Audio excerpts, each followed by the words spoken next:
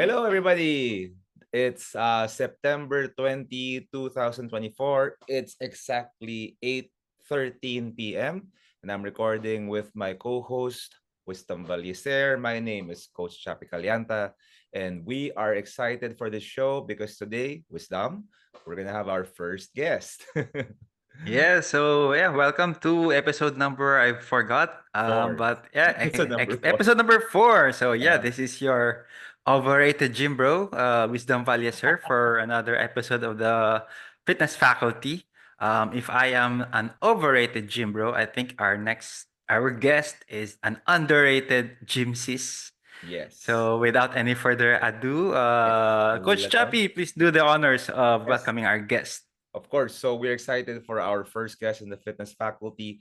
She is a former faculty member of the University of Santo Tomas Sports Science Department, a PhD candidate currently in sports science in Mahidol University in Thailand.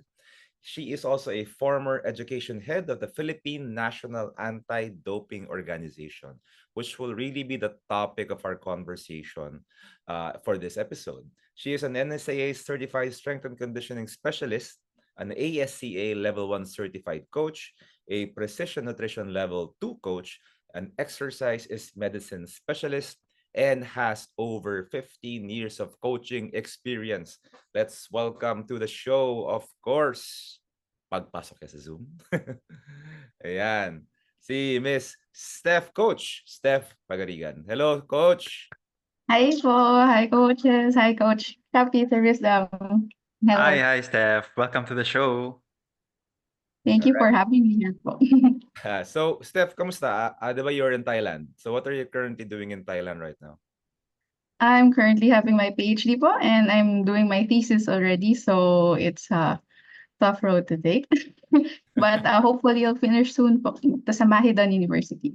Yes. So for those who don't know Steph, we go way back because Steph is also part of the 360 family. She was where were you in Timog, right, Steph? Yes, So Coach. yeah, so she was one of our best coaches there, and of course, I'm happy to be having you in our show today to talk about, of course, something that you know a lot about, being, of course, the former education head of the Philippine National Anti-Doping Organization. You might have guessed it, guys. We're going to talk about doping. We're going to talk about what exactly is doping and what are the intricacies of doping. And of course, Coach Steph knows a lot about this. So, you okay, Coach Steph, to answer some questions? Yes, Coach. Sabi nga ni You Coach know. Wisdom, the more controversial, the better. Alam ni Coach Wisdom yan. All right, so let's start. So first of all, maybe for our listeners who don't know what doping means, what exactly is sports doping? Well, in a most basic sense, sports doping is cheating, which is using prohibited substances or methods that can enhance one's performance for training and in sport. Mm, Now, oftentimes we just say doping, but a lot of people also miss out on the concept of anti-doping, which mm, is also not using or promoting values in sports so that they don't even get a chance to think about it or get into the act of cheating through these methods po. Oh, wait. So anti-doping, so you are actually teaching them not to dope? Is that how it goes? Not the dope, yes. Oh, okay. So it's an So education campaign, parang ganun. yes, So because is the that what? doping part is like if you want to win, right, you do everything you can, and anti-doping helps us understand why they get into that attitude in the first place. So is that what you did when you were the former education head at the Philippine National Anti-Doping Organization? Yes. I see. Okay. All right. So doping and anti-doping. First time ko narinig wisdom yung anti-doping. Hindi ko actually alam yun. Parang yung, I mean, the practice of anti-doping. Okay. All right. Yep. All right. So when it comes to supplements, Steph, because a lot of our listeners, ourselves included, use supplements. So I use whey, creatine, the likes. What is the difference between a performance enhancing drug and supplements or sports supplements? And That's a really nice question, Coach. Actually, even our regular gym goers can't differentiate between the two, or they don't think that it's something you can really consider, right? But to put it into perspective, we use supplements nutritionally to provide us added nutrition or added nutritional value to the things we need to improve our health and performance. So vitamins is part of that. Health supplements we have usual is whey proteins. We things that we can't complete with our usual food intake. Now, when we use these supplements for improving performance, oftentimes they can be recommended by our nutritionists because they know through our diet kulang siya, right? When we start taking substances that are not really proven to be beneficial for health yet, or illegal substances, or uh, substances that enhance performance unfairly, right? And which can also lead to some serious adverse effects. Then we have our performance enhancing drugs. Now, it's also termed drugs for a reason because a lot of these substances you really also can't get over the counter. They also can be contaminated in some of our supplements, especially when they're manufactured. So nahalo siya with these companies that will use or that will manufacture supplements and input those substances to make their product a lot more, Yeah, effective effective. without actually considering the downside or the flip side of it, which is it really helpful? Is it going to be beneficial long term for health? Sana po dun yung steroids, di ba? We often hear that used for health reasons talaga. And this is where we differentiate it from medications because doctors give us medicines, right, to bring us back to our normal state. Pero kasi when we perceive like, uy, lumakas siya in that way, or it became normal from a illness or a condition by improving certain physical factors like let's say pinalakas or gumanda yung heart condition or heart function, we sort of put it into our perspective of maybe it can make me better also in that state when I don't have the disease or condition. So Oh, doon po nagiging questionable. Parang it's meant for it to be healing or a medication, pero ginagamit siya for another reason. So performance enhancing drugs, usually specified as drugs, no? They're not typically the ones that are proven to be safe also in the long run. Kaya nilalagay po siya sa prohibited list ng WADA. Yeah. Just to add to that, so Steph, is it safe to say that you draw the line between supplement and PEDs, performance enhancing drugs, when it comes to safety? Because if you think about a substance like creatine monohydrate, we have Mm. dozens of studies who have shown it does help with increasing strength, power, hypertrophy, acute fatigue resistance. You get the same thing with exogenous testosterone or steroids. So, well, of course, to an exponential difference, no? But Mhm. is it safe to say na yun yung difference ng supplement and PEDs? The reason why they are considered PEDs and banned is because of the health effects. As opposed to kunyari, creatine, you basically have almost zero. Tama ba? Yes po. Oftentimes kasi supplements, they're also aids for uh in systematic way, no? When we take supplements, especially those that our nutritionists recommend, they are affecting us in one system and not entirely. So if we take, let's say, the difference between a creatine supplement with an exogenous testosterone, and we know that testosterone also affects not just our target our target purpose for it. Because normally, as layman, I would say layman, no? Pero when we hear that, okay, I take creatine, my muscles increase, my muscles bulk up, or I recover faster. I take testosterone, I get the same effect. But creatine doesn't affect other systems in the body as testosterone would. And testosterone doesn't only affect muscle growth, but it also affects the reproductive health, affects endocrine system. So it's a lot more concerning if people take it without that precaution. Kasi hindi po nila alam what will happen to those other systems. And we don't have enough studies or evidences yet to see whether it's safe also for that manner, especially when people take it without um, prescription, and they can go overboard, or they can take it without considering ibang substances that their body's already producing or already taken in. Yeah. I'm trying to hold back my ano. Mamaya na lang siguro. So I guess the holy grail of the supplement industry is to find something that has a comparable effect to anabolic steroids with the side effects of basically creatine, which is nothing. No. All right, so pag-usapan na natin yung performance enhancing drugs. It's a very big umbrella term kasi naisip ka agad ng mga tao, performance enhancing drugs, steroids, but it's actually much wider than that one. So what are the most common PEDs used in certain sports, and why is it the specific PED of choice for that sport? No?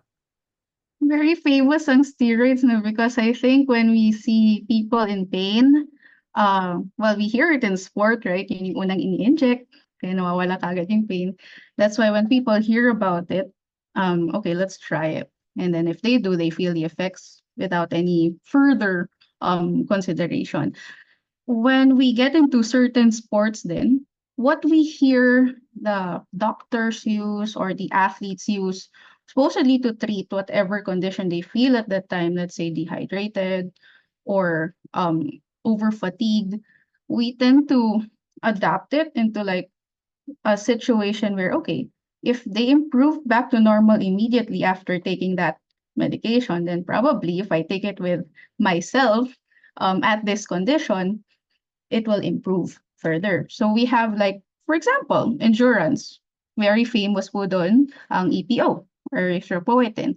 And we often hear that it helps with blood circulation, so red blood cell production, more oxygen to our muscles, especially with the marathoners. And we have our oxygen utilization for that, and delayed muscle fatigue because we have very long duration for sports.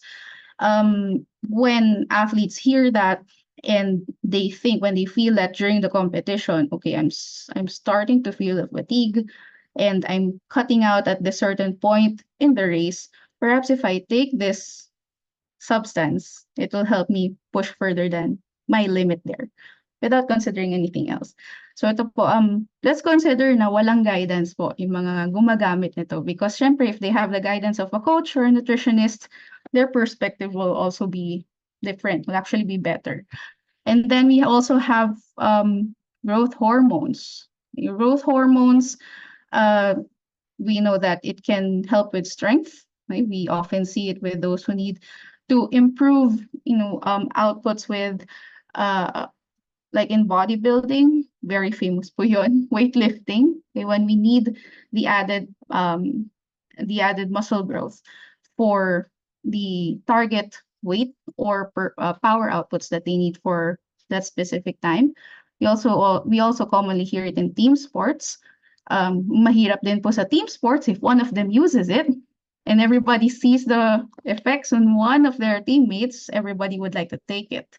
Yeah. So we can see with human growth hormones, usually muscle size increases, even fat loss. So specifically yung mga sports that will need some weight targets, they will also be using that along with their training. And it will also give them more lean body mass, support them with their training.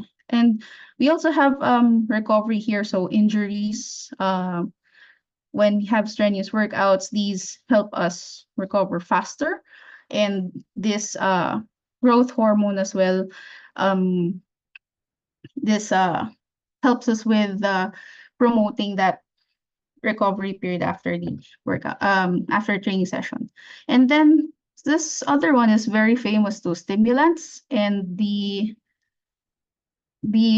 scary part of stimulants is we actually have illegal drugs that are stimulants, right? So they're not just performance enhancing. So some narcotics actually, you can see this with cocaine, for example, amphetamines.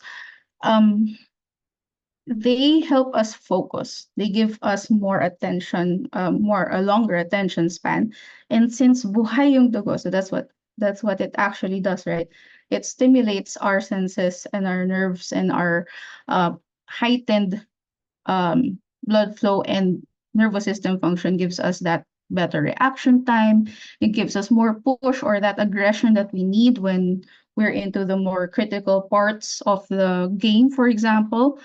And we also have that loss of, feeling fatigued during the game because we feel that energy. But the stimulants just delay the fatigue. So it masks us from actually feeling when our body's reaching its limit. So that's the downside of it. And often we hear stimulants actually in a lot of sports, but they're very famous, especially with sports that have really high tension in a short span, like our martial arts sports. Uh, those which need some form of aggression or push, like boxing. We have also the fast or the powerful sports like sprinting, sudden bursts, okay? And those that will need to keep that high intensity bout throughout a long period, let's say in intermittent wise. So we have football, we also have baseball and basketball. And then for a bit more focus on, let's say, heart function, we have our beta 2 agonists. That's a common with, let's say, substances like salbutamol, where when we take it, we just feel our respiratory system, our breathing patterns, and the way we deal with oxygen, yung nawawala ng hinga, right? During the game, it helps improve that one. So we'd often hear salbutamol is more I popular among those who are asthmatic I take because that. it helps loosen up the airways, right? So the sensation that one feels or an asthmatic feels when someone who's normal or who doesn't have that condition takes it, they feel it expand more and they feel themselves heightened also in terms of um, energy and focus here because you have that airway opened, right? And the breathing capacity is usually also a sign of fatigue for some athletes, and this is common with swimming, with athletics, and mga endurance sports also like cycling.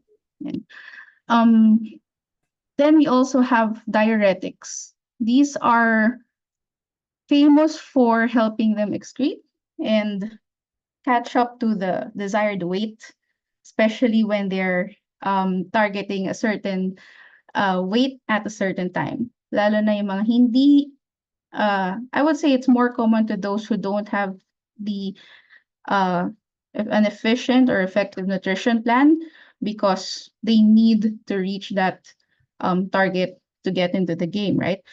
Um, this goes with all weight classes or weight sports, weight specific sports, and besides weight management, it also dahil yung purpose is to excrete, right? Help excrete. It also serves as a masking agent. So if you've taken something and you know it can be excreted out through urine, they take diuretics so that it flushes out in a way. But sometimes it doesn't really totally do so. And especially with the type of tests that we have lately, they can also detect whether you've taken a masking agent to hide something else. Ayun po. And this can happen with all the other, performance enhancing substances that I just mentioned. So if you try to take it out of your system, by using diuretics, then it will be seen in the tests that will be done to you. Thus, we also have beta blockers. And beta blockers usually for those who need to calm down and get into a regular heart rate, especially if you need to be really steady. So we have sports, and I think this became very famous in Olympics, and the shooting, Olympic shooting, for example, archery, which has been long known for its calmness, but the accuracy and precision they will need in that sport requires them to be really stable. And even with increased heart rate, right, you can get excited or nervous, and that will affect precision and accuracy. These substances help calm the person down and help them also improve, oxygen delivery, help them improve anxiety, and this will improve also their accuracy and precision in the game. Something that's been popularized by Lance Armstrong, another this is more like a method than a substance, is blood doping. It takes the concept of we actually do training methods that have a similar effect, which is, for example, hypoxic training or training up in the mountains, right? We try to improve oxygen delivery by restricting the amount of oxygen we take in. And so when we get back into the actual playing field, our bodies are utilize oxygen better. When it comes to blood doping, it has a similar function, whether it's autologous or like blood transfusions, because you preserve the oxygen contents and the red blood cell contents that carry oxygen or hemoglobin, and reinsert it during the time that you will compete. But nowadays we have tests to show whether you have fluctuations in those particular parameters in your system. And I would call them parameters because there's not just blood, we also see it in urine. And when these get detected, especially with the new methods that we apply to see trends in an athlete's tests, we can tell if something's going on, methods being done. Something also na medyo new actually is gene doping. So if not blood, we also have other fluids and other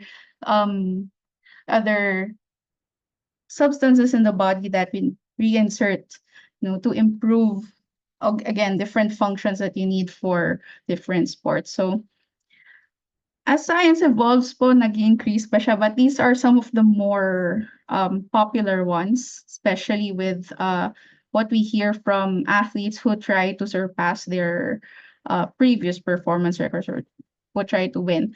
Usually those with access to these substances also, we can see them drastically improve, like let's say from one tournament or one competition to the other.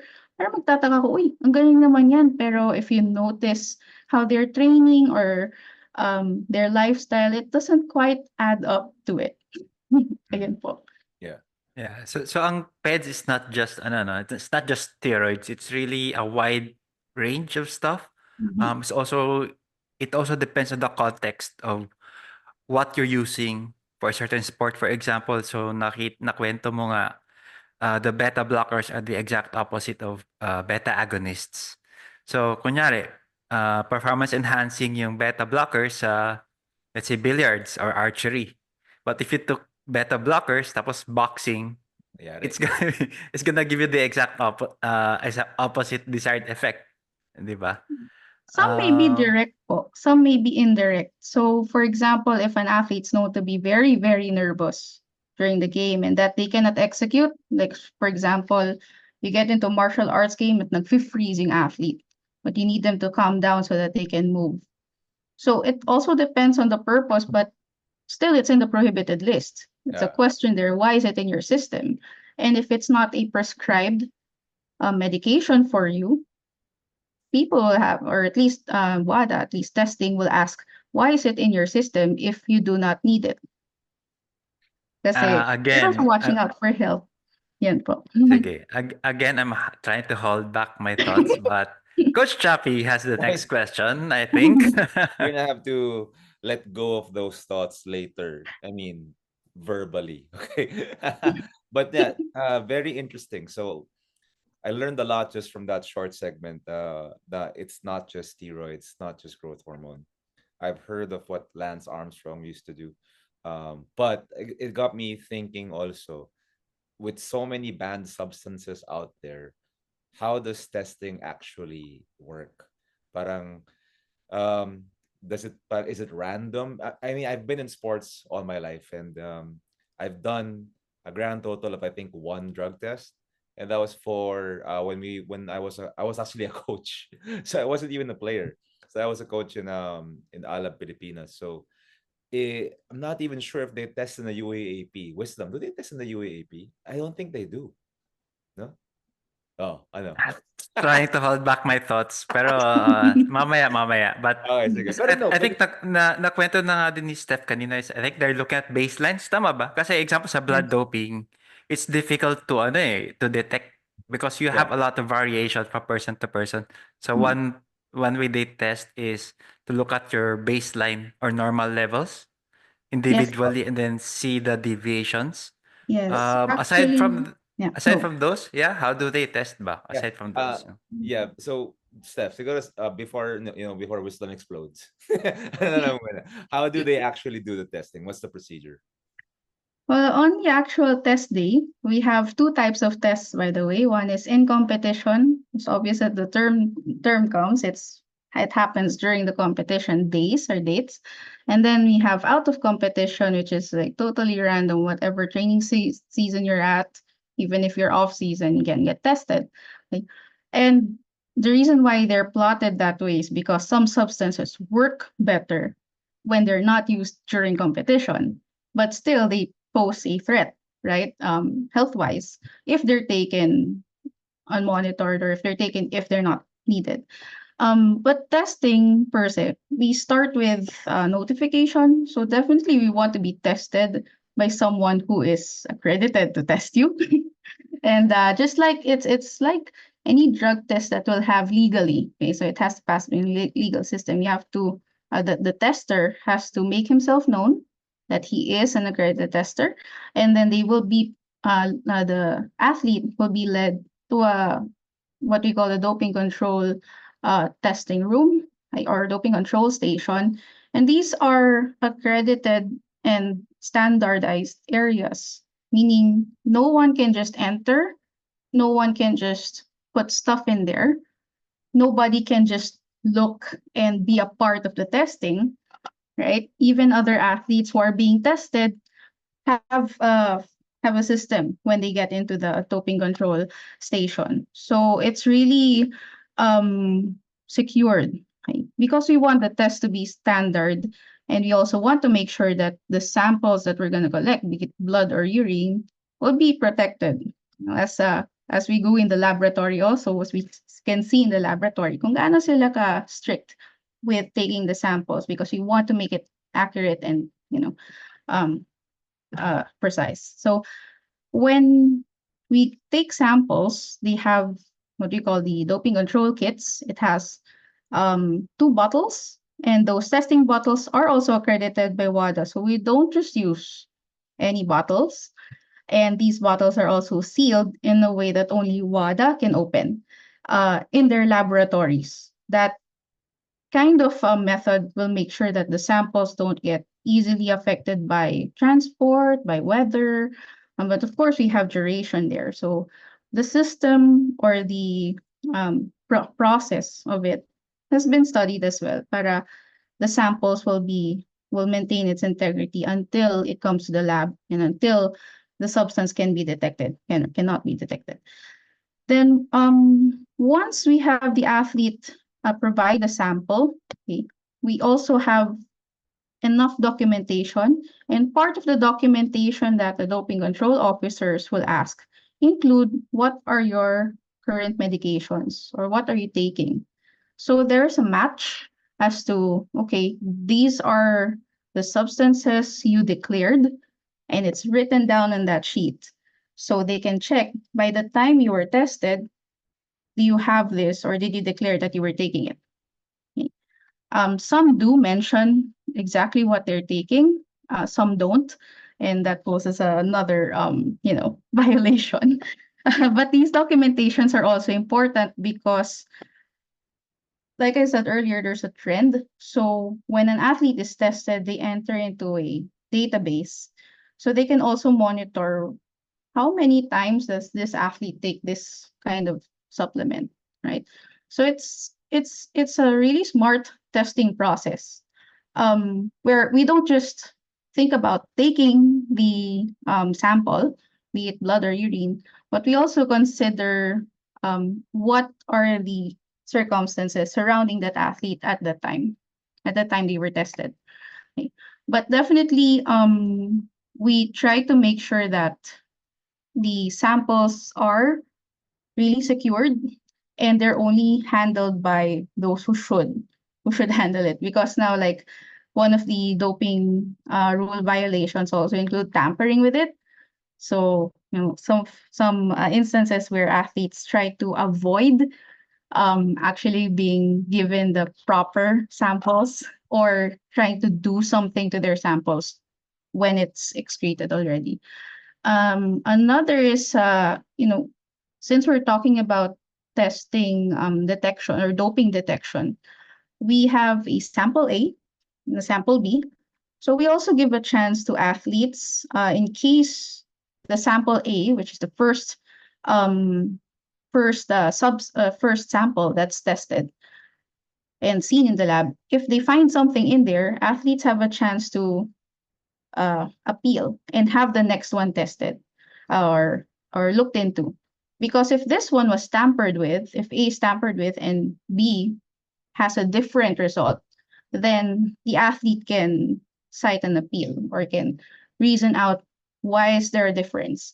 But oftentimes we see A, if they are quite sure in a way that they really did take something or something really is there, then they don't have to, try to take sample B anymore.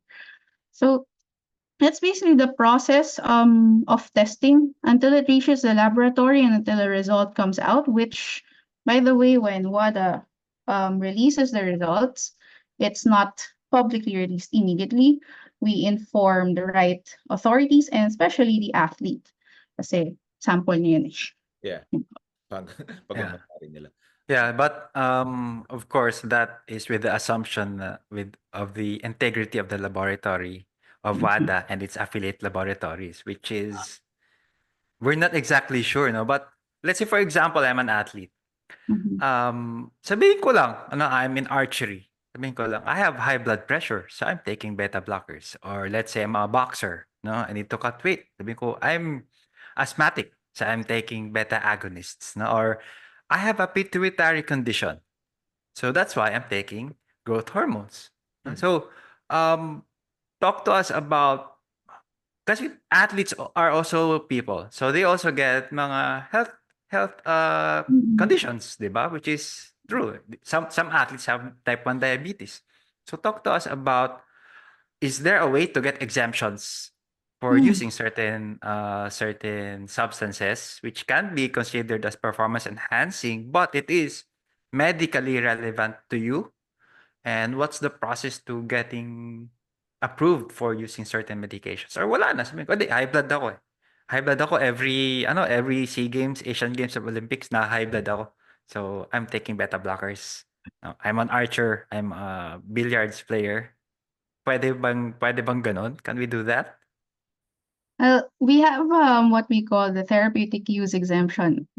This is the exemption process and document that allows athletes to use performance enhancing drugs, or those labeled in the prohibited list as performance enhancing drugs, for medical purposes. But dahil medical po siya, dapat medical personnel din ang mag-declare nun. And for that to happen, there must be a documentation that this athlete really has that condition.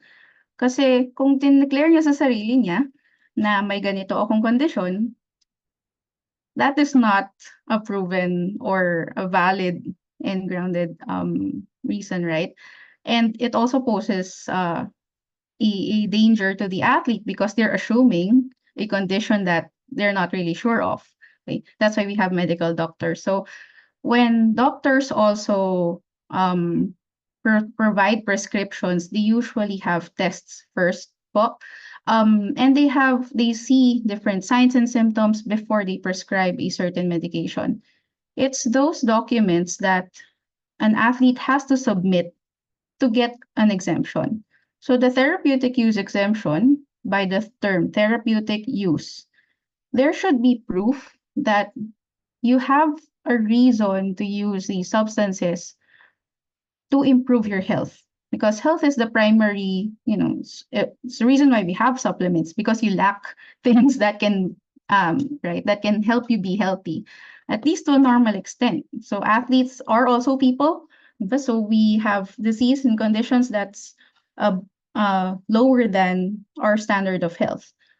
Now, if athletes assume taking those medications without actually knowing if they have it, then we start to question, bakit mo siya tinitake?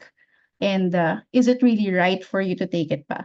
So the therapeutic use exemptions process takes doctors into the account as well, because athletes do not complete or do not file for a TUE without the doctor's help. So the doctors will be there. They have to declare who they are. They have to declare the tests that they have done, because even the medical doctors assigned to approve these therapeutic use exemption documents will check kung talagang hindi naman so legitimate, no? Because I'm not a doctor, so it's not for me to tell the legitimacy of a test or a medication, but they can tell if the right tests were done, if the prescription, the dosage, the actual medication is right for the condition. Because if it's way far off from what is accepted in medical practice, right, it's a question mark. And there are some that can possibly get into this when they talk to their doctor. Well, it's more common actually that they don't talk to their doctor. They just say, Doc, ganito nararamdaman ko, feel ko kailangan ko ng ganito. So it's not as simple nowadays that you're an athlete, especially for high level athletes where they're informed that if it's on the prohibited list and there's an alternative medication, so they won't take the prohibited medication or the one in the prohibited list, they have to tell their doctor that they're an athlete and this one is prohibited and what alternatives can be given. Now, yung tests po na yun, and yung nasa document na therapeutic use exemption, it's the doctors who will be talking to one another and explaining also kung bakit talaga yun lang ang only choice or best choice for the athlete to take kung nasa prohibited list po siya. But again, that is with the assumption that the doctors have integrity. Integrity. But I mean, with the big sports programs in some Mhm. countries where it is a strong indicator of political propaganda use, um, I mean, come on. I mean, di ba? I mean, there's some countries that, I mean, Mhm. anyway. But just to be clear, the therapeutic use exemption cannot be given retroactively. Tama ba? I mean, in the sense na Oh. you get a violation and then you get a clearance from the, or med cert, kumbaga na, kasi may sakit siya ganito. It can't be done retroactively. Tama ba? It can be done retroactively po. So when there is let's say an accident, okay, and this happened before when this one was very much used in glucocorticoids before it was banned or considered performance enhancing in the prohibited list, I mean. When an athlete has an injury, for example, during the games or during training, this is the first line of first aid as well before the athlete gets into like all the other tests needed in therapies and whatnot. So, meron pong retroactive na TUE, but at the moment that the medication will be given, it should be noted in the therapeutic use exemption form that this was used for this particular condition or event. Okay, and it's also passed at that time as well. So within within competition, it's easy to contact, let's say, the assigned testing agency for that competition, or those in charge for the anti-doping protocols of that competition. They're being informed immediately pagka kailangan po nila ng retroactive na TUE. And if that happens during training naman, that is also the responsibility of the athlete to make sure it's filed immediately after it's being given to them. Kasi meron din pong mga nahihimatay, and if it's in the doctor's best discretion to give that, of course, alangan naman po maghintay pa tayo ng approval before giving something that could possibly save their life, for example. It's the responsibility of the athlete, the coach, and the doctor to have it filed retroactively. So, pwede palang nahimatay ako and then I fell on a vial of trenbolone acetate kaya may na-detect sa blood ko. Noted, So noted. please, All right. sir. But People yan, people yun listening to yun. this might get ideas. Mhm. but but anyway, so you mentioned a lot of you mentioned the process of testing, Steph. So you mentioned about the sample A, sample B, and how if there's something was found in sample A, you have sample B. Very recently, I remember Justin Brownlee, alam mo yun, Wisdom, when we won the gold in the Asian Games, and then they found a substance. I'm blanking right now what they found, but they found a banned substance, and then they went to sample B. I'm not sure if they found it still or not, but anyway, and then he got sanctioned. So talking about sanctions, what are some of the consequences if somebody is caught doping or violating the banned substances list?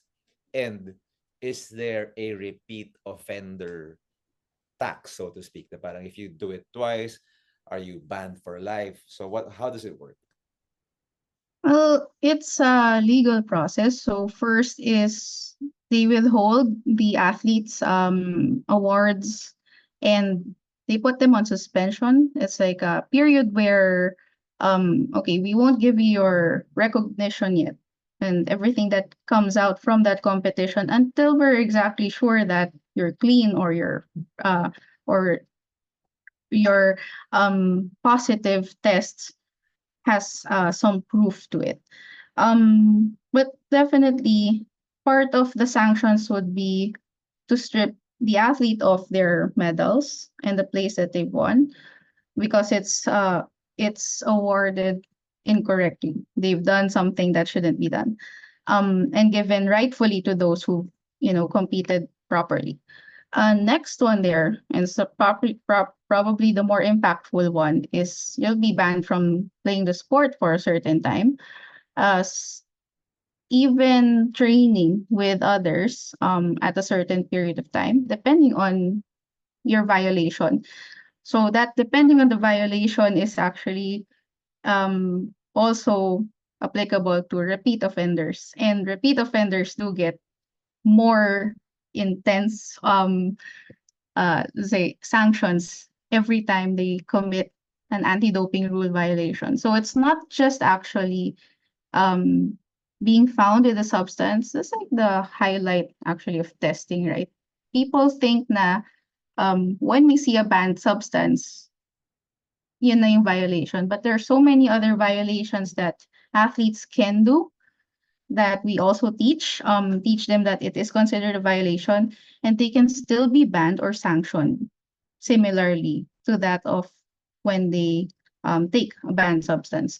Yes. So gravity changes Yeah, nga. violations include ano, 'di ba? If you were scheduled for random testing and you did not show up or you did not Mhm. say Yes, kung sir. nasaan ka, tama 'di ba? Yes. Yep. So you So don't have to be tested. If you were not available during your testing, that's a violation as well. yes, sir. So not really, not only not available, because we have ways to collaborate with the athlete to know their schedules, to know where to test them. But if you tell us that you're here at a certain time and you're aware that you will be tested, you should submit yourself to testing, because even in a legal process, right? If you know you're supposed to be in court and you're not in court, it makes people wonder yung credibility. Why are you hiding something? So in the context of anti-doping or doping rule violations, rather, if you're not there and you should be tested, that's a violation. If we do something to the testing process, we try to distract, distort, um, make the sample or do something that will prohibit the sample from being sent to the lab, for example. And if you also uh, promote, not testing or not um, promote hiding the information that you may be taking a banned substance, or if you're collaborating with someone you know is already taking a bad substance, it can also be a violation. That's common in team sports. Kaya part po ng sanction na yun, when they look into, let's say someone's been taking a substance, they also look at team members, coaches, how will it affect the entire community that was with that athlete was found taking a substance or violating a rule. Um, Yeah. sorry, Wisdom, before you proceed. Is there a difference in the substance that was caught? Parang, do other substances carry more weight in terms of violation compared to, let's say, something, let's say, steroids compared to cocaine? Parang ganun. So, meron bang difference in terms of sanction? Or meron ba parang listahan na parang, if you take this, you're banned for life. If you take this, you're banned for a month. Parang ganun. Meron bang ganun? Mm. Um, well, one, if it's illegal for sure. So, That's really Parang well, mas depends malaki on na yung what. problema mo nun. nga, Yes. that's already a It's not jail just time. for sport, but definitely the banning there Okay. goes beyond sport. Okay. But surely there are substances that have well, in the case of how it affects your sport, especially if they're banned substances specific to the sport. So we can see in the prohibited list when it's drafted, are these sanctioned or non-sanctioned drugs or performance enhancing drugs or substances for that specific sport. So it can have more gravity. Let's say you're into endurance sports, it's banned in and out of competition, which means it's banned at all times. Mm. Then definitely it's more impactful for the sanction. It will be more, it will take more weight than substance that's, let's say, banned only during in competition and not out Oh, of competition. no, I asked that because I'm exposed to a lot of Americans, Mm-hmm. meaning American players or somebody who grew up in the States where marijuana might be legal, diba? Mm-hmm. So and then they get the habit, and then they come here. I mean, it's a habit, so it's hard to kick the habit. So and then there, it's perfectly legal for them to smoke. When they get here, it's not legal to smoke. So that's why I asked that question. Okay, wisdom. Yeah. Which is why sometimes the problem can be systemic, di ba? You may have a whole country, no, or getting banned, or minsan naman whole sports organizations, let's say weightlifting organization of a certain country or a boxing organization of one country is banned from the next, let's say, Asian Games or Olympics that happens. Which is why in professional bodybuilding, they don't test, di ba? Kasi kumbaga, wag na tayo maglokohan, di ba? Just take us whatever you want, as much as you need, and then let's just compete. So ganun lang yan. And well, the irony is a lot of professional bodybuilders would um, promote mga supplements, creatine, whey protein. But I mean, we know the fact that if they are a Oo. professional bodybuilder, the one way that you can be successful is you have to take performance enhancing drugs because that's a way for you to even the playing field in your sport. Diba? I mean, so yung mga fans ng professional bodybuilding, if you like the freak show, which is really fun to watch, let's say Mr. Olympia, marami sa kanila open naman about it, no? But let's say someone is not doing it intentionally. For example, you have cases, diba? There's a UFC fighter, si Yoel Romero.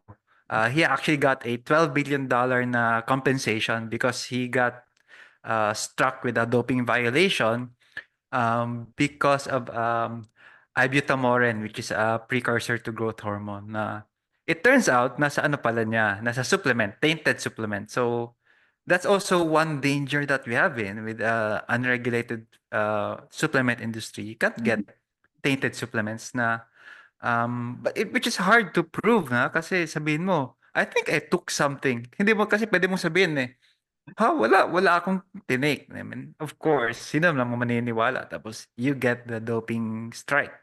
We also have one of our basketball players in that he got a doping violation because of it was contaminated with DMAA pala yung kanyang pre-workout, which is actually gusto kong malaman ano yung pre-workout na yun. DMAA is Norms.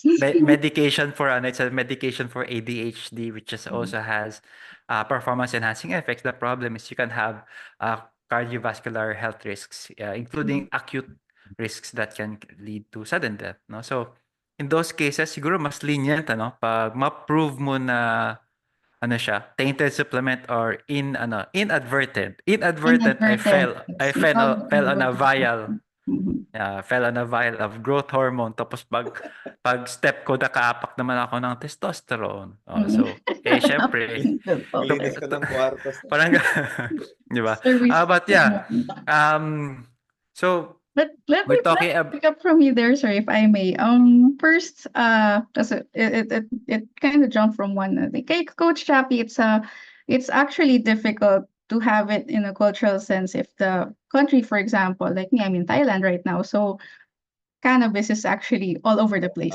Yeah. But if sports says you can't, and this is why we have sport organizations and competitions as well that are not WADA sanctioned or that are not part of WADA's sanctioned events is because they don't want to follow that rule, plain and simple.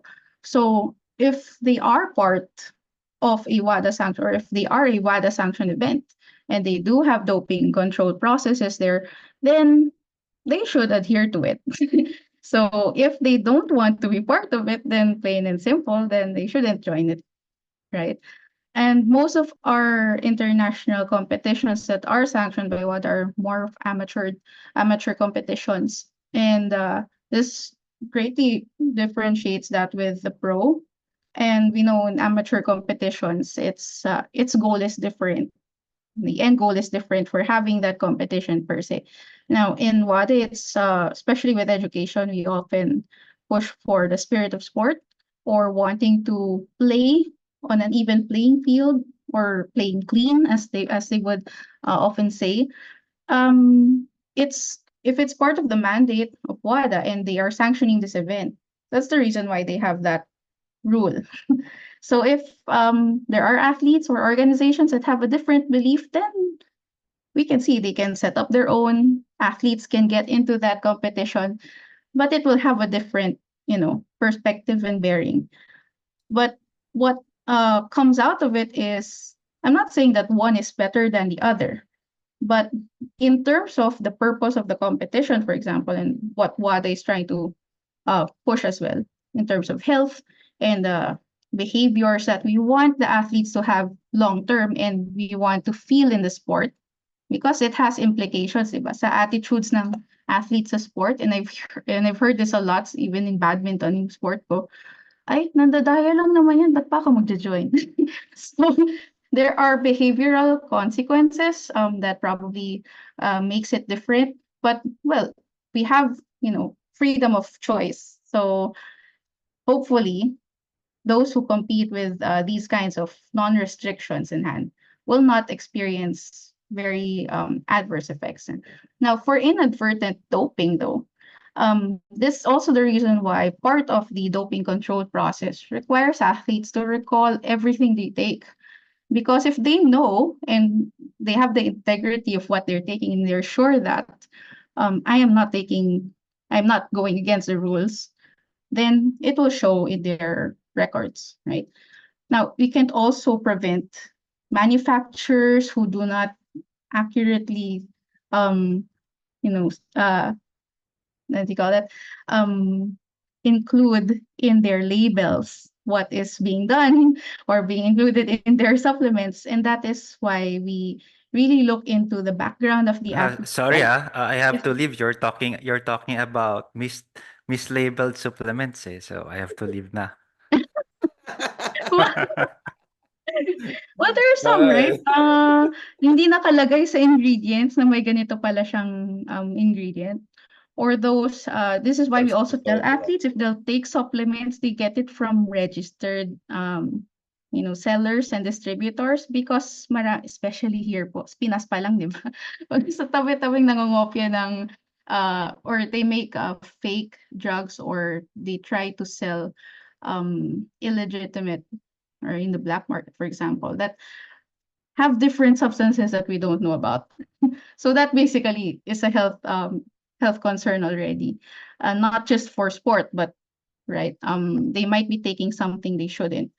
So yeah, we also teach that to athletes na make sure that number one, yung purpose mo ng pag-take is really legitimate. Second is even with buying medications, we treat the same way as we do with supplements, have some standard for, choosing the kind of supplements you will take. Ayaw mo nang sa tabi-tabi lang nabibili. You want to make sure that the people or the manufacturers are really legitimate and they're being checked and regulated. Yeah, which is actually why it's a bit better dyan, I mean, a bit safer dyan sa Thailand, no? Kasi sa Thailand, you can buy performance-enhancing drugs, anabolic drugs, off the counter, no, dyan sa Thailand. So for some reason, medyo mas open sila. And kaya meron mga mga bodybuilders who are on a doping holiday in Thailand kasi it's parang open market. And yes, to some extent, it's still bad. It's still wrong to do it. You're still putting yourself at risk. On the other end, sa implementation naman, it's a bit safer because you know that it's stored correctly sa pharmacy. You have clean needles. You're not hiding it. So, in a way, it is a bit safer there sa Thailand compared to here sa Philippines. All right. It also depends on the regulation din, sir. So Yeah, culturally, yeah. I can also see the difference of how people purchase medications here.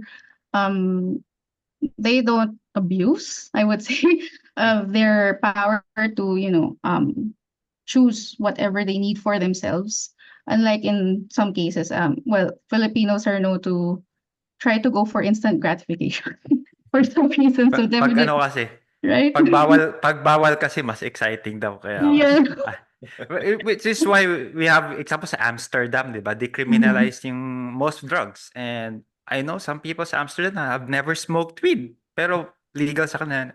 So they don't abuse it. I mean, they don't Yeah. kumbaga minsan kasi if well it's safer, no, and again, the practice is a bit kumbaga more regulated in a way na you're open to it but the precautions are still in place.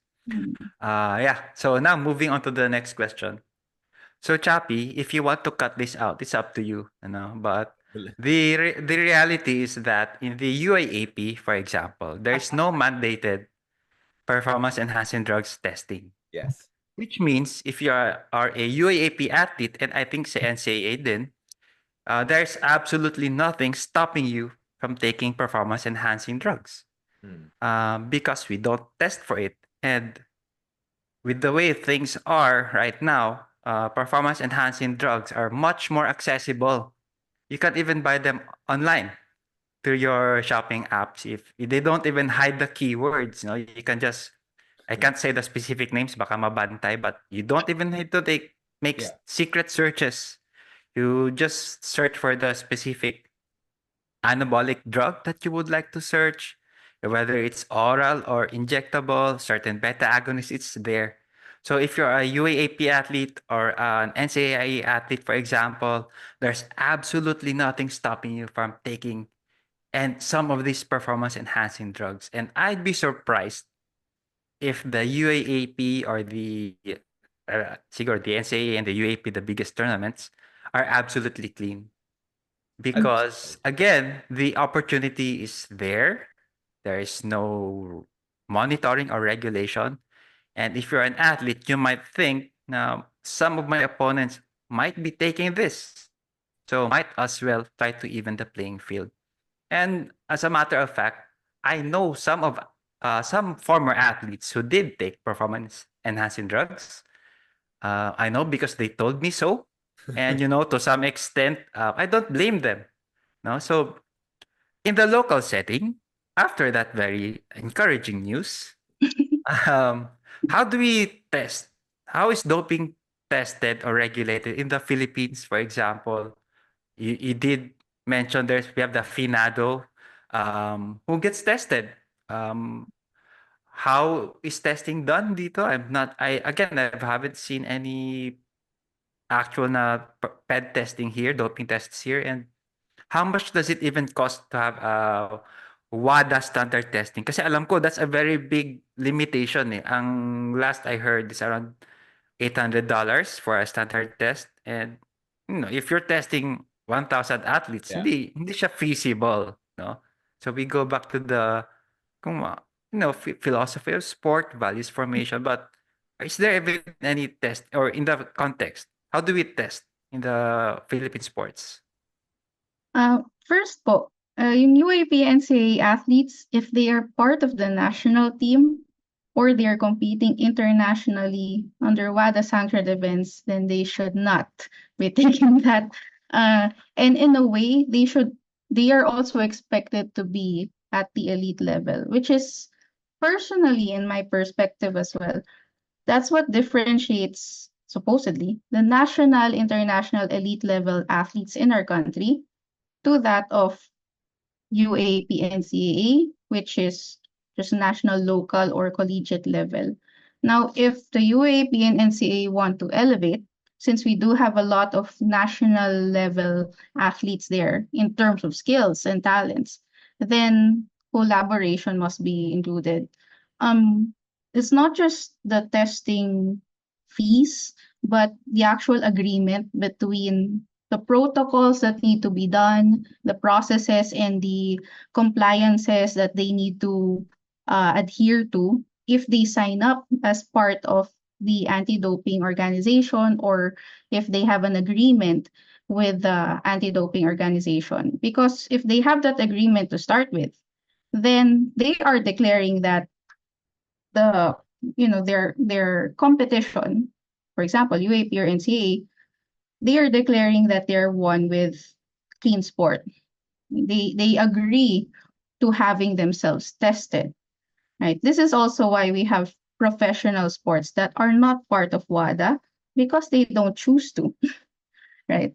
So it's a growing um it's a growing development in sport as well because besides the fact that it's expensive, it's also the it's also what the competition organizers would like to be part of because the funding for testing, if I'm not mistaken, is not only from the organization, the anti-doping organization. It can also be contributed by the competition itself, competition organizers themselves.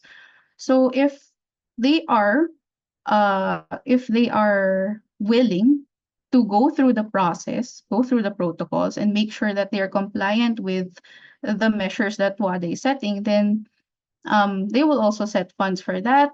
Their sponsors, sa dami po ng sponsors ng UAP and NCAA, I will not be surprised if, they can also help out with funding for testing if they really wanted it to be that way. That's one of the points we can drive at. Second, these are collegiate students. Most of them are. So on the basis naman po of them being able to purchase or get their hands on these things. Oh, come on. I know. Sige, I anyway, know. sige. Tuloy, Right tuloy lang, now, tuloy it's lang. more Sometimes difficult it's easier with to internet provide it for access them. and all that. But these are what our schools should also be supporting, educating them with the knowledge that hindi lang for sport actually, that these things that they purchase online could not be beneficial for them in the long run or could have a lot of dangers. I mean, if we have um if we educate athletes on, uh protection of privacy online and whatnot, I think we can also inform them of the dangers of purchasing things that they take into their body. So especially on that collegiate level, because they are not expected to know everything yet, right? Because they're still studying. But the responsibility also of those who lead them, their coaches, their professors, their school administrators, whatnot, they also have that responsibility of telling them, you may get into trouble for using this, right? So it often starts with, since they are in sport, it will start with an initiative from the competition directors and organizers. If they really want to be seen as a competition that promotes, anti-doping values and a clean sport environment and that concept, then a collaboration should start with them agreeing to the processes. So yes, and yung testing po is really expensive. It's actually like $800. And considering that, number one, it has to be accredited, everything. The testing kits, the laboratories. We don't have a testing laboratory as well. So imagine we have to transport that. So the fees that will be needed to transport samples. The people who have to test our athletes. Of course, we don't want someone who doesn't know how to take, let's say, blood samples, right? May mag-inject sa'yo, hindi ka marunong. So you want to take medical professionals and doping control officers who are accredited. That's an extra fee. And the processes for logistics as well make it very difficult.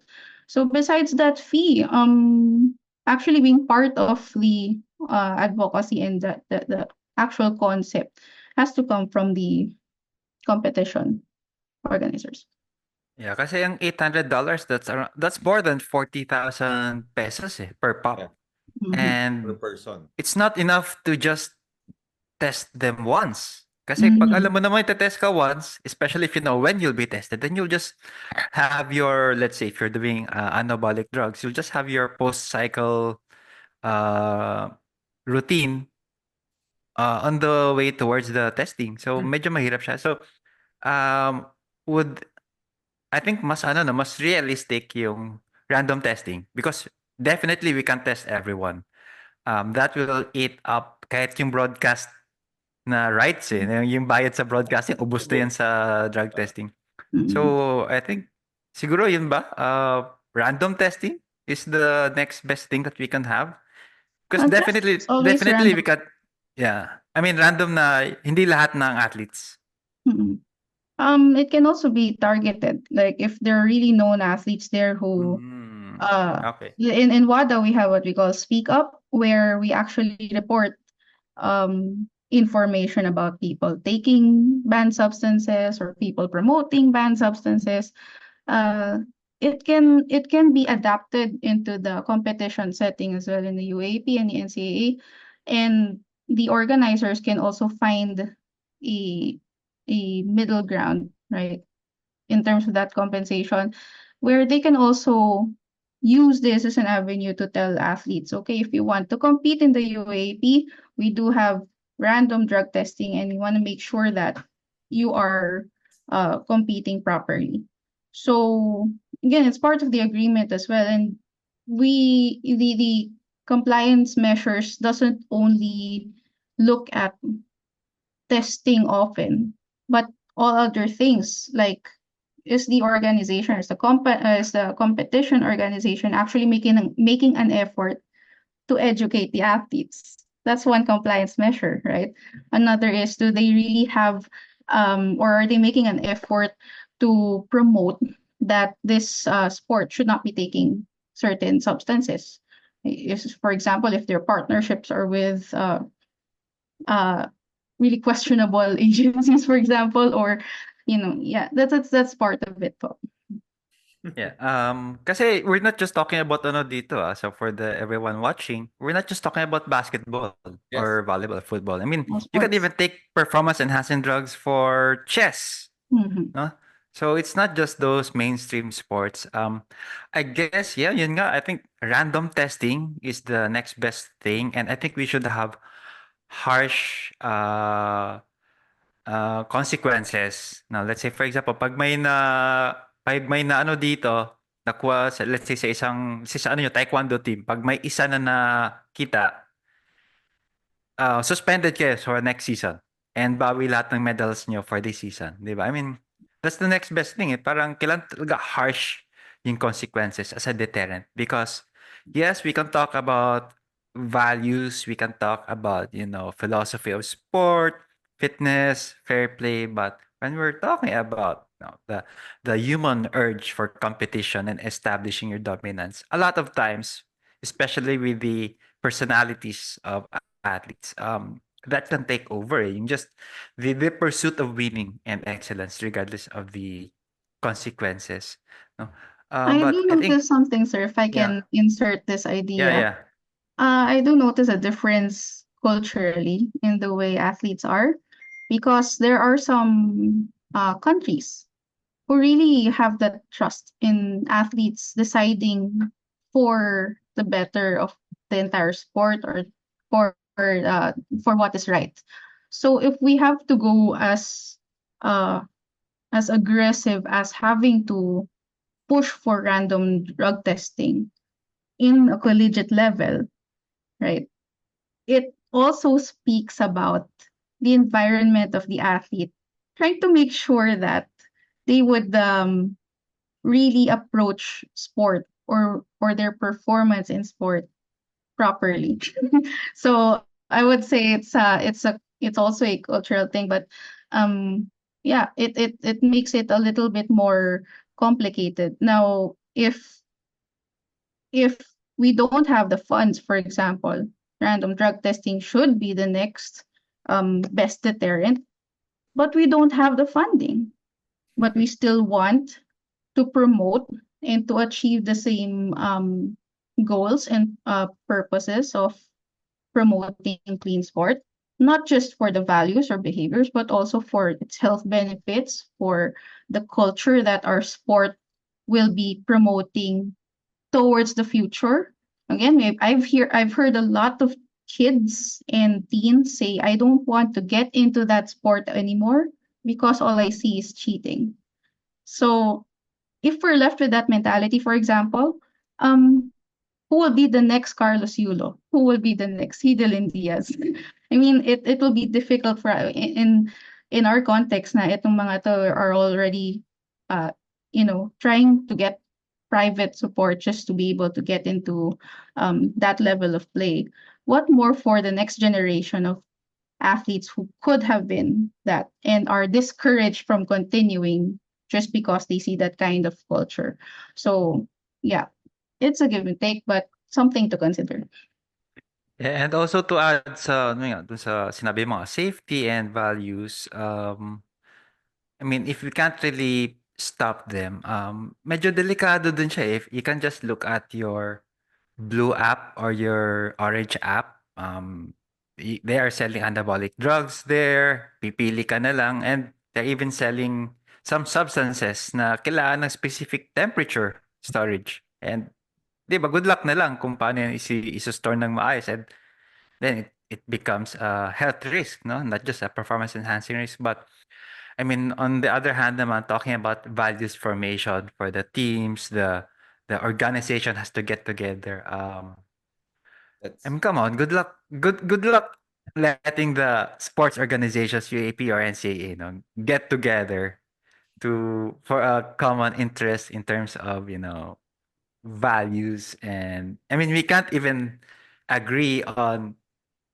poaching athletes, Yes. I residency mean, that rules. in itself, sir, right? We can't even get Yeah, people to agree with having strength and conditioning in all teams yeah. at all levels. So what more about finding that instant gratification of taking something that they would help them within that sport? So I would say yeah. it's a collective effort. It should be a collective effort, but it will be a difficult and challenging one, not unless there is a will from all.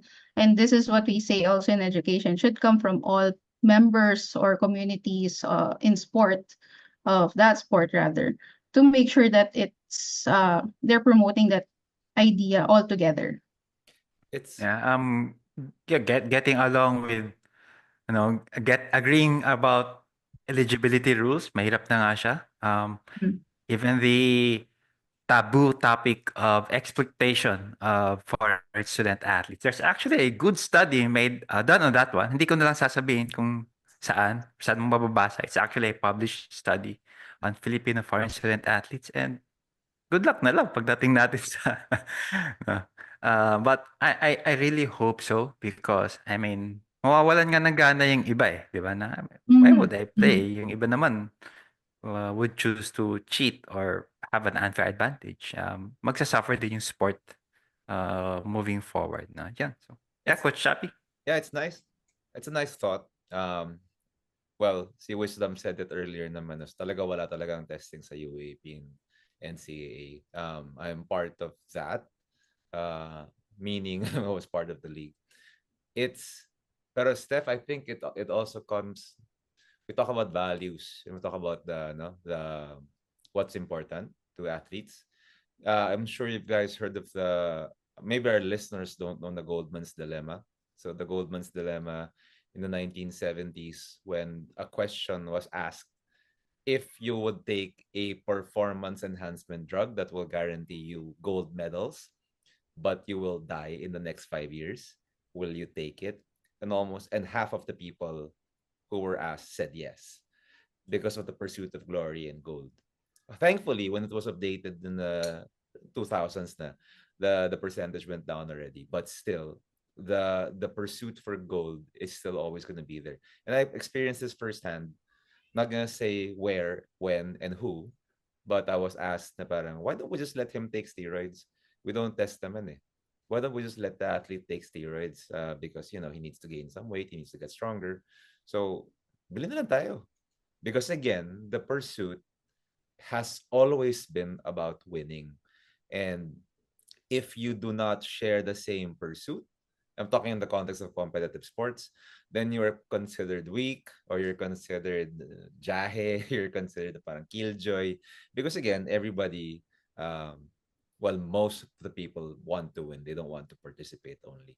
But that's a different topic altogether, guys. We can talk about that in the future. But again, if That's you're right. gonna talk about values, we value winning. I'm not saying it's correct, but sports values winning. So I myself personally don't like that, but again, the people who are in control, ano, feed off of that. And these big sports leagues feed out of that competition and the passion and the desire of the players to win at all costs. And that's when it becomes a problem.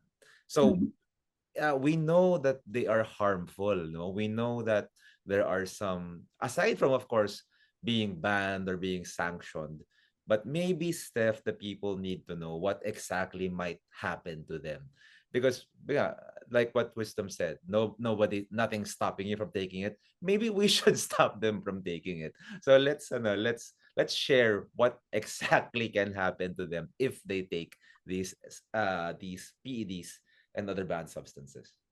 Yeah, well, it is evident lalo na sa atin po mga strength and conditioning coaches, and even nutritionists, I would add on to that.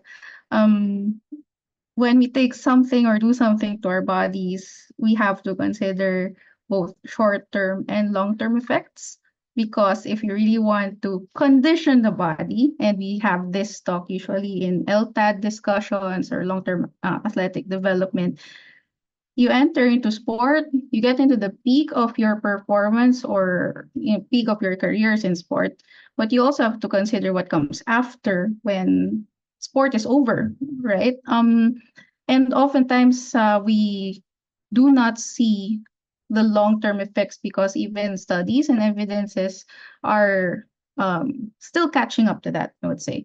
Especially now that we have a lot more ways to actually record them, easier ways now to record them, given the technology, and a lot more awareness as to what can happen to uh, to our bodies, right? So it's a wear and tear. For example, for those who have never really taken anything, right? You know that if you take something in excess, it can disrupt the normal function of the body. So, for example, taking in too much steroids, as we can see with previous news, or news actually were featured, right?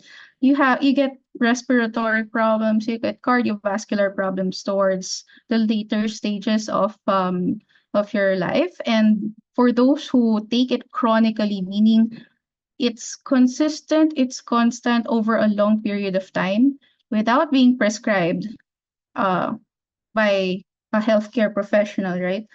There are changes that go on in your body that will have that will break down those functions faster than it's supposed to be. So aging comes in a lot faster. Your heart tends to be overworked and over fatigued compared to its short term effects, right? Um, and these are things that people really don't consider or see. Kasi nga instant gratification sila. So, for example, with diuretics, we also have, well, basically, diuretics is also closely linked to dehydration. A lot of people don't really consider it until they actually get dehydrated, even with people who are not into sport, right? Diuretics na is coffee and tea, for example, caffeine.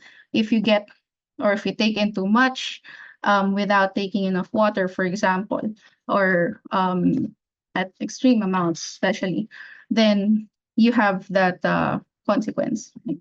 Other health effects, for example, using testosterone or growth hormones, this can be seen with changes in reproductive health and function. You would see distortions in your physique, your body. You can see alterations in, for example, those who take testosterone, women who take testosterone, for example, tend to have male features over time.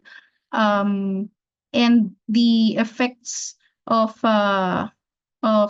stimulants, for example, hyperactive functions like increased heart rate, hypertension, sometimes can be uncontrollable. The worst effects over the long term is also psychological effects and mental effects that actually now we are starting to see because we have the technology to actually monitor it already.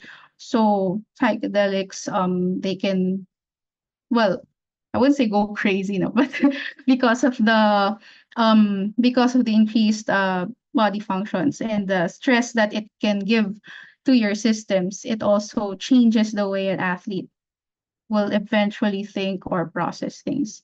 And if we put that together with how they're training, the environment that they will be training, especially if the competition becomes a lot more intense, let's say they become better, right? Over time, they will want to use more. Addiction can come in, and we know addiction doesn't always end nice, in so many ways. So and we also get to experience conditions that should only or would be expected at a later age or a later stage. So these health dangers, most people don't consider kasi ngayon nafe-feel ko okay, okay.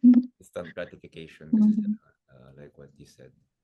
Yeah, Yeah, So, na-mention nga niyan ni Brad Schoenfeld when he was here. The natural bodybuilding lifestyle is actually the healthiest lifestyle that you can live within the context of exercise. But the professional bodybuilding life, yung when they're taking ridiculous amounts of anabolic agents, is one of the dangerous ways or the one of the most dangerous careers that you can have in sport. No? So, medyo mahirap talaga, but I think we should it really starts with education, 'di ba? Educating. Which is what one thing that we're trying to do now. Pero with this effort, ilan lang ba yung makikinig dito? At least here, there's three of us lang. And then I don't know how many people this will reach. Hopefully, a lot more. yung mga But 300,000 ganun. mga 3 billion, okay na ako. But okay, in the local context, how can we move towards educating especially the young athletes, no, about the dangers of performance enhancing drugs? Where do we start? What efforts can be done by the organizations, coaches, siguro, or how do we cascade the information? Yeah. I'm saying the same efforts that we try to promote physical activity, we promote exercise. We want we want them to see its benefits. We want them to understand uh, what good it will give to them as they grow. For kids po kasi, it's the first question there is why would they be exposed to it in the first place? Because they're into sport. So we want them to get into sport because it's fun. We want them to get into sport because it's their way of exercise and physical activity. So that's also the avenue where we tell them about these things, that sport can be fun, but when the fun becomes a bit too much and you feel like fun is winning or fun is getting better than everyone else, then there should be control for what fun should be like.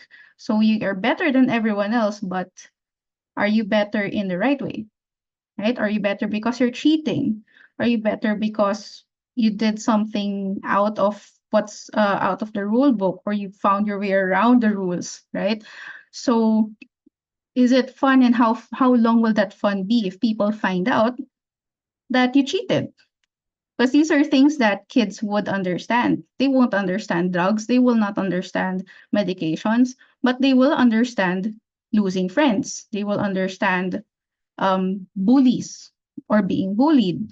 They will also understand consequences from their parents, from administrators, and they would also understand friendship. They would understand having uh, more prizes given when they do something correct or properly.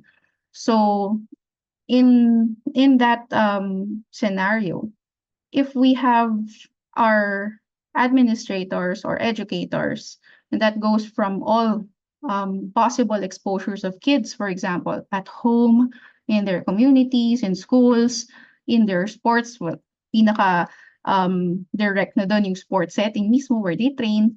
If the culture that their coaches or whoever is leading them into it promotes it, that idea, then it will start from kids. Like you said, we had like Coach Happy mentioned, we are also in that uh attitude of wanting to win at all costs. There's a source for that. And it often starts with a person entering into sport because they will only want to win if they find out that they can win, and they will find out how they can win. Now, if the sport doesn't take care of that, and for example, as kids, you say, you can win, ganituhin mo na lang siya.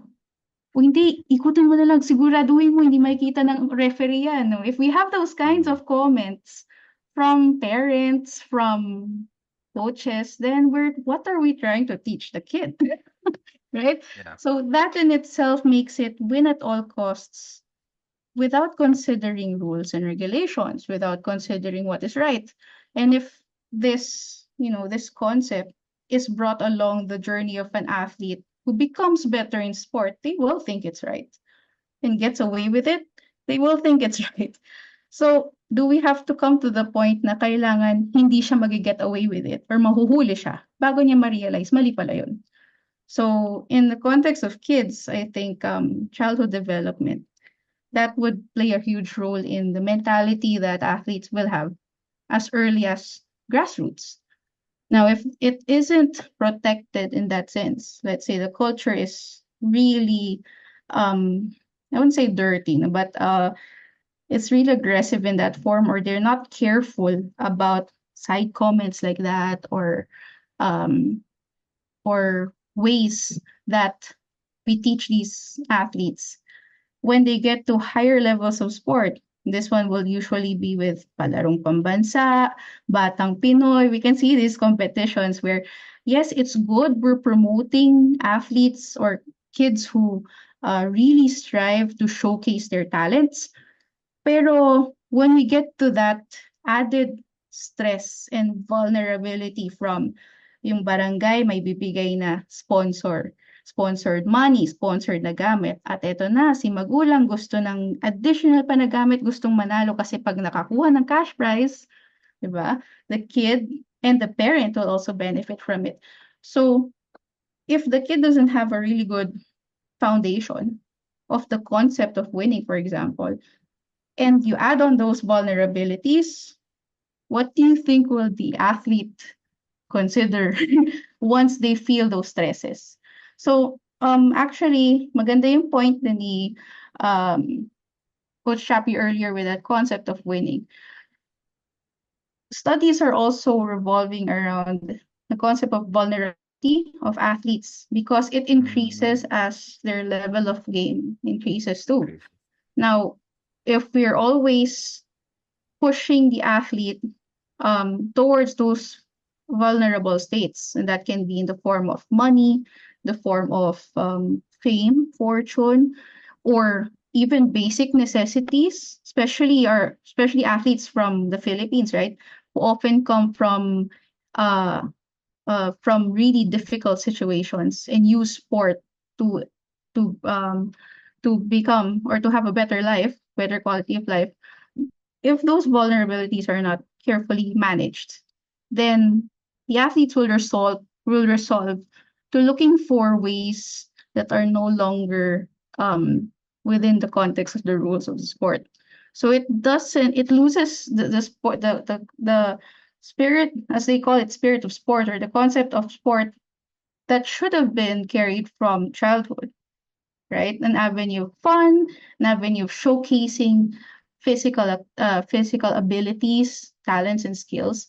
It will change now when you add those vulnerabilities into a more competitive, more professional event, or at a higher level of sport. It loses its foundation. So, ayun po, it's a really systemic thing.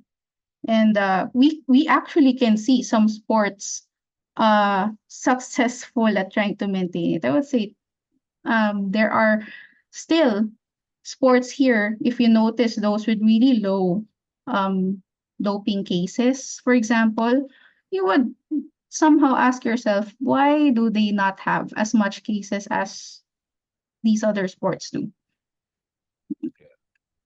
So I think it's sa mindset and culture lang din talaga, no? It starts with the mentors, with the people surrounding the athletes. And siguro, I think one thing that athletes would have to think about is if especially young athletes in the Philippines, your highest level of competition is probably at the collegiate level. If you're lucky, you get to play for 5 years in the NCAA or UAAP. Will it really be worth it taking something that will have a lasting effect for the next 40, 50, even 60 years of your life just for that 4 or 5 years? Yes. Will it be worth it? There's what is sport about, diba? Discipline, Mhm. fair play, competition, teamwork. Um It loses and its diba? essence. And if you take something that will have an effect on what will come next, which is the much greater majority of your life in the next at least 40 years, then you look at the big picture, it's probably not worth it to put your health at that amount of risk for that Mhm. what moment of glory that only you will probably remember after Yes. 5 years, di ba? yeah.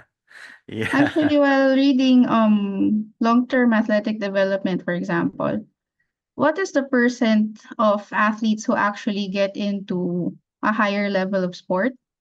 Or what is the percent of athletes who even continue sport after college? Because the moment they stop, let's say the moment they stop training at that level, that in itself already has a lot of negative um effects, right? And it gets compounded with the loss of physical activity, gets compounded with the additional stress of having to live the actual work life, adulting as they say. Um, and if we don't make them aware of it, it will be much worse if it will be compounded with the aftermath or the effects of what they've been doing and taking to their bodies Yes. during their during their time as athletes. Yeah. So I think even as coaches, and to those listening probably, you might want to consider telling people that and starting to think about it too. Yeah, that's true. Yeah. And um, I'm a parent. So we have an 11-year-old already. We have a 9-year-old. And I love that you said that. Again, when it comes to long-term athletic development, the end goal is lifelong participation, basically being active, not participating in sport per se or the particular sport, but participating in an active life. Because that's really what we want from sport. Not nowadays, because with competition, and you see this in the Philippines with all of the small leagues that are coming out, because Mhm. kids can't make the varsity team. Mhm. Parents now make a team for that kid to join. Nothing wrong with that, but then Mhm. with the end goal of joining competition and then getting more wins and more wins and more wins, and then and the message now becomes it's highly important to win, and it's the most important thing. And that's I mean, correct me if I'm wrong, and I don't think I'm wrong, that it's not the most important thing. It might be important for that particular time of day, but I mean, in terms of building yourself as an individual and as a human being, it's not the most important thing. Eh, you might call me weak for that, for those of you listening, but that's really, I mean, we're not looking at it short term. We're looking at it, Mhm. for the longest, as long as we are here on this earth. So although that's a nice ano rin po, coach, no, we can't disregard though athletes and parents who see the opportunity, Yes. especially if they find loopholes in the system Yeah. to get into that, especially with the Philippines, because I think culturally it's ingrained in us to really struggle to survive. Yeah. So, as you would say, some would be privileged not to think that way, but for those that we've seen entering into the elite levels, they really tried to struggle or they really went through the struggle. And sadly, though, I would say media and say those who have the power to influence that, they capitalize on this story Of course. to make it appear like Yeah. it's a and it's another topic in itself. But if we're talking about doping and the concept of anti-doping, that's why we don't like them to feel those vulnerabilities, or we want them to manage it properly. Uh, you have to consider all those factors that will affect that. That's why it's not just about the drugs now. It's not just Yes. about that. And it's become more complex in terms of understanding what is affecting the athlete's participation in sport. Now, it's best if we instill in everyone that the end goal is to have lifelong participation in active lifestyle. Because that's why sport is fun. You have everyone, including the social aspect of it, right? But somewhere down the line, if it loses its essence because of these vulnerabilities, then someone has to pull them back into reality. And that is usually what the organizations high service now. I see the smile. That's what the organizations are meant to do. Now, it's also out of our hands, like especially if you enter into adult phases of training and sports development, right?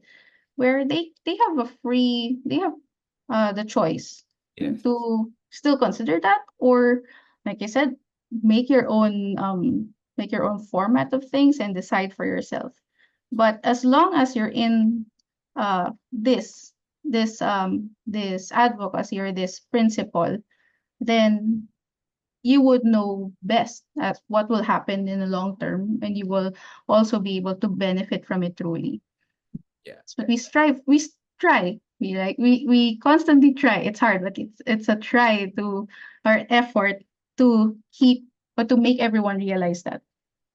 Yeah. And I think we were able to educate them with everything that you said and everything that you actually mentioned.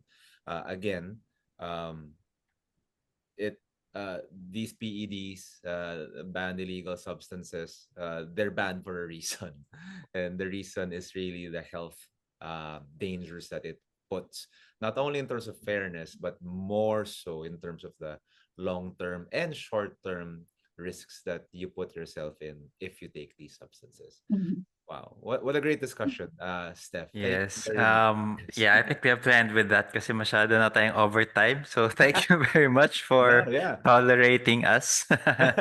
Steph, it was a long My discussion, honor. but Thank you so much for having me po. yeah. So, for those of you listening, you can catch Steph promote mo tayo ng konti. As you can see, Sir Wisdom is wearing the shirt from last year where Steph actually spoke. I'm wearing the shirt this year. This is actually the limited edition shirt na makukuha ng mga speakers and ng mga nanalo sa blind box when you signed up early, mga August pa ata yan. But again, the Strength Con is happening in October 12 and 13. Catch Steph there, catch Wisdom there, catch me there. As long as Kasama pala ako doon. tama ka doon, ganda na ba kayo? And along with 11 other speakers and all of our sponsors who will be also showcasing their wares. You're gonna see Catapult there. You're gonna see Hawkin Dynamics there actually do a live demo of their tech, along with, of course, the 14 speakers who will be speaking about various things that is under the strength and conditioning umbrella and realm. Once again, we would like to thank Steph Pagarigan. Thank you very much for everything that you shared, and Thank you you have so the much. distinction, and we are honored that you are our first guest. Hopefully that all of the everybody who's listening, hopefully you learned something new. And again, hopefully you learned not to take PEDs. Hopefully we did not encourage you to take it. Hopefully we discouraged you to take the PEDs. Wisdom, do you have anything to say before we end? Yeah, so thank you so much, Steph. It was a very fitting episode. I think this conversation had to be done. So thank you so much. Medyo, hindi naman medyo malaking overtime tayo, but it was a Thank you. good conversation that needed to happen. Yeah. Thank you very Don't much. cancel Thank me. you. No.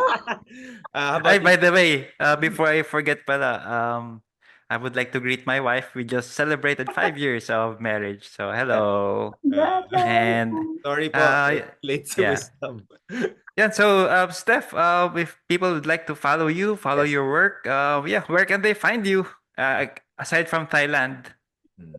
I, I'm in Thailand and Philippines. I'm here for the meantime. But you can catch me on Facebook, Coach Steffi Paga or Coach Steph Pagarigan. That's all my links are there. So also Instagram at StephClearLP. And you can find me roaming around the streets of Thailand and Mahidol University or down in Quezon City and in the conference. Yeah. Thank you po. Thank you, Steph. Again, this was the fitness faculty with our first guest, Steph Pagarigan, episode 4. Thank you very much for watching or listening, and we'll see you guys next time. Bye.